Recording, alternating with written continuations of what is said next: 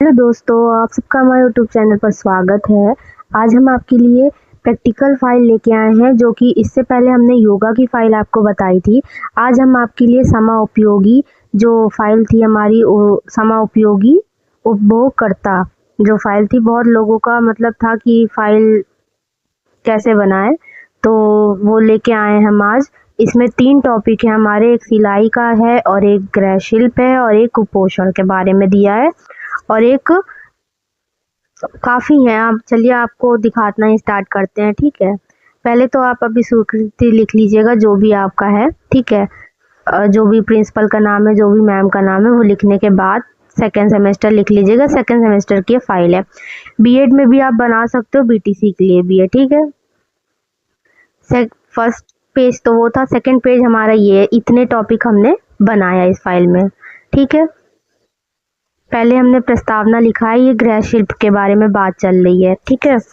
तो प्रस्तावना लिख लीजिएगा आप।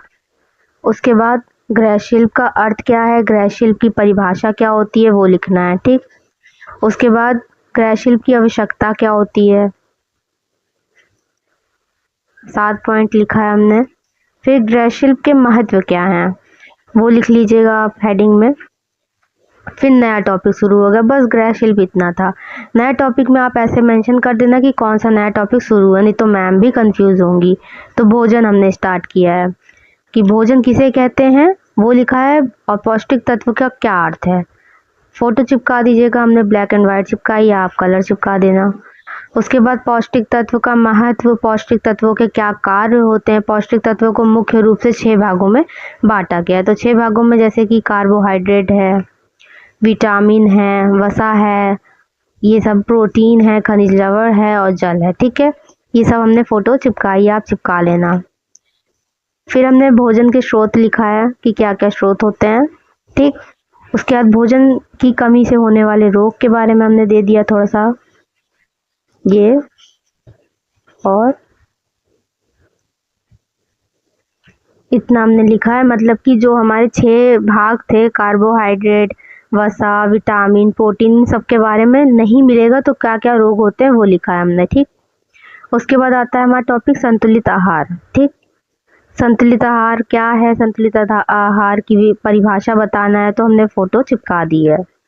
फिर कुपोषण के बारे में, कुपोषण क्या है, कुपोषण की परिभाषा हमने फोटो चिपकाई है। और कुपोषण के कारण क्या हो सकते हैं भोजन ना मिलने पे, तो ये है।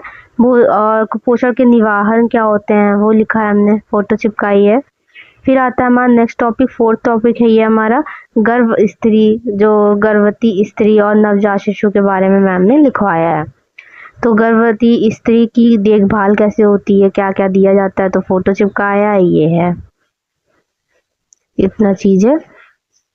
फिर हमने लिखा है गर्भवती स्त्री का टीकाकरण कैसे होता है, मुख्य टीका क्या है, समय क्या होता है टीका लगाने का, टीका के क्या लाभ होते हैं महिला के लिए, सावधानी क्या क्या रखनी चाहिए, वो सब लिखा है। फिर हमने लिखा है नवजात शिशु की देखभाल कि कैसे की जाती है, तो हमने हेडिंग में लिखा है नवजात शिशु की देखभाल कैसे होती है। फिर नवजात शिशु का टीकाकरण कैसे होता है, जन्म के समय लगाने वाले टीके के बारे में लिखा है कि कौन कौन से टीके लगते हैं। फिर टीके के कारण क्या, मतलब टीकाकरण के क्या लाभ होते हैं, सावधानियां क्या होती हैं, जैसे हमने स्त्री का लिखा है वैसे हमने बच्चे का लिखा है। फिर आता है हमारा सिलाई टॉपिक। सिलाई में हमने सिलाई क्या है, सिलाई के प्रमुख उपकरण जो होते हैं वो हमने चिपका दिया यहाँ पर, और सिलाई के प्रमुख टाके क्या हैं वो लिखा है।